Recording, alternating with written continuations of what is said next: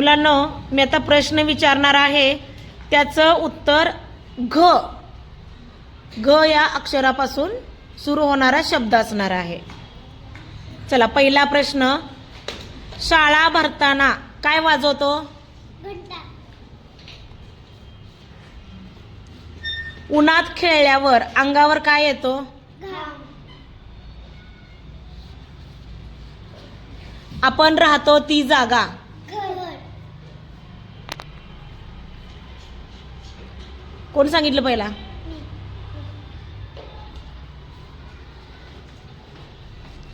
पाणी साठवण्याचे भांडे. ड्रम. ग पासून.